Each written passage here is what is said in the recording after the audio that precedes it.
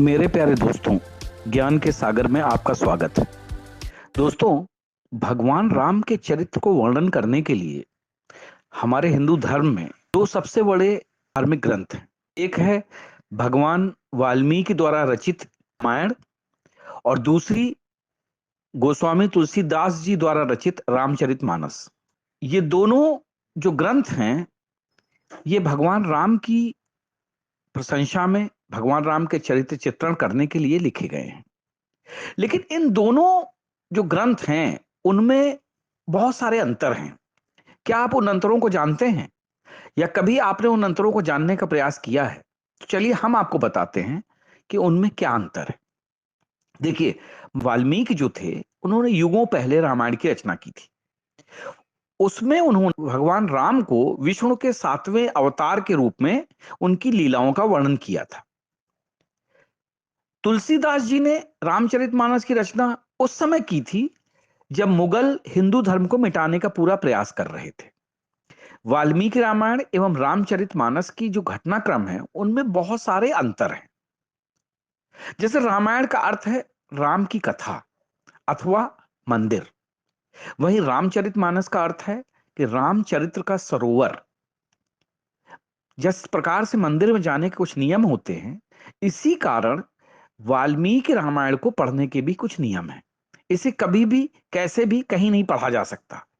इसके उलट रामचरितमानस को लेकर कोई विशेष नियम नहीं है। इसमें एक सरोवर की भांति स्वयं को पवित्र किया जा सकता है। वाल्मीकि रामायण के राम मानवीय हैं, जबकि रामचरितमानस के राम अवतारी हैं। क्योंकि वाल्मीकि जो थे, वो श्री राम भगवान के समकालीन थे। उन्होंने श्री राम का चरित्र चित्रण जो है सहज ही रखा है। वाल्मीकि के लिए राम मर्यादा पुरुषोत्तम है, अर्थात पुरुषों में श्रेष्ठ हैं। इसके उलट तुलसीदास के लिए श्री राम न केवल अवतारी हैं, बल्कि उससे भी ऊपर परब्रह्म हैं। इसका वर्णन मानस में उन्होंने इस प्रकार किया है कि जब मनु एवं शत्रुपा ब्रह्मा विष्णु एवं महेश से वरदान लेने से मना कर देते हैं, तो परब्रह्म श्री राम उन्हें दर्शन देते हैं।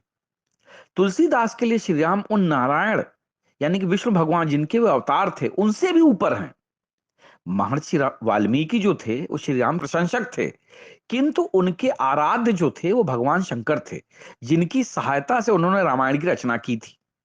तुलसीदास जी जो थे, वो श्री राम के अनन्य भक्त थे और ऐसी मान्यता है कि उन्होंने श्री रामचरितमानस की रचना स्वप्न में भगवान शिव की आज्ञा के बाद की, जिसके बाद राम भक्त हनुमान ने उनकी सहायता की और उन्होंने ही इस रामचरितमानस को लिखवाया।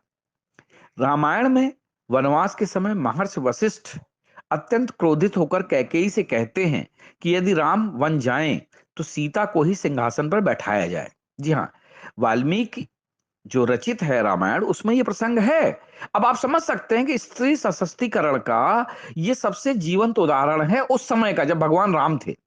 रामचरितमानस में लेकिन ऐसा कोई वर्णन नहीं है। वाल्मीकि रामायण में ऋषि गौतम की पत्नी अहिल्या को अदृश्य होकर उसी आश्रम में रहने का श्राप मिला था, जबकि रामचरितमानस में वे पत्थर की शिला बन जाती हैं।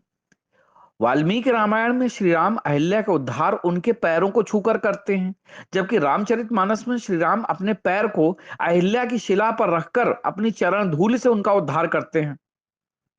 वाल्मीकि रामायण में भगवान शंकर के पुनाक धनुष का वर्णन है, जिसके बारे में मैं पहले भी आपको बता चुका हूं, जिसे श्री राम ने तोड़ा। किंतु रामचरितमानस में उसे केवल शिव धनुष कहा गया है, पिनाक नहीं कहा गया है।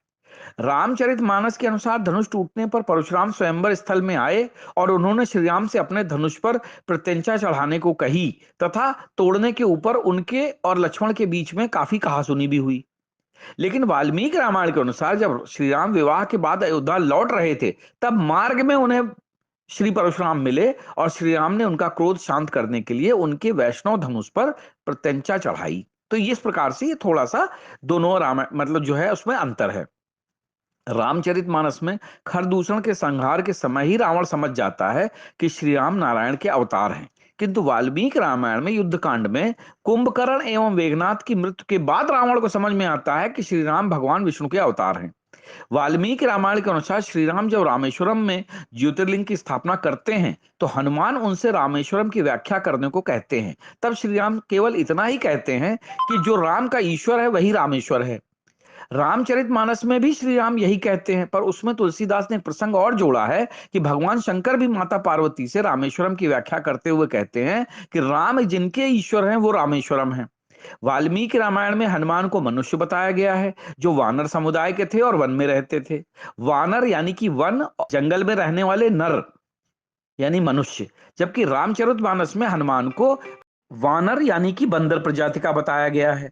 रामचरितमानस के अनुसार राम सेतु का निर्माण नल एवं नील दोनों ने किया था, क्योंकि उन्हें श्राप मिला था कि उनके हाथ से छुई हुई कोई भी वस्तु पानी में नहीं डूबेगी। परंतु वाल्मीकि रामायण में राम सेतु का निर्माण केवल नल ने किया था, क्योंकि वे असाधारण शिल्पी थे और विश्वकर्मा का अंश थे। इसी कारण राम सेतु को रामायण में नल सेतु भी कहा गया है।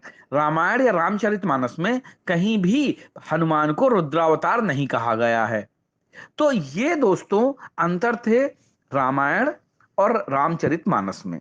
लेकिन एक बात तो सत्य है कि भगवान राम का जो चरित्र पढ़ता है या रामायण या रामचरितमानस का जो पठन पाठन करता है, उसके जीवन से समस्त प्रकार के दुखों का दूर हो जाते हैं और उसको ईश्वर या भगवान श्री विष्णु स्वयं अपने चरणों में स्थान देते हैं। यही रामायण की महिमा है, यही रामचरितमानस की महिमा है। क्योंकि रामचरितमानस घर घर में है, अवधी भाषा में लिखी हुई है, तो हमारे दिलों के ज्यादा करीब है। जो वाल्मीकि चर्चित रामायण है वो संस्कृत भाषा में है, इसलिए थोड़ी सी कठिन है और इसीलिए उसका जो है ज्यादा प्रचार प्रसार नहीं है। बस यही दोनों में अंतर है। लेकिन रामचरितमानस हो चाहे रामायण हो, दोनों में भगवान श्री विष्णु के 7वें अवतार श्री राम के चरित्र चित्रण का अद्भुत वर्णन किया गया है। और यह केवल भारत में ही नहीं बल्कि पूरे विश्व में सबसे ज्यादा पढ़ी जाने वाली किताब है। तो जोर से बोलिए, प्रभु श्री रामचंद्र की जय। जय हिंद, जय भारत।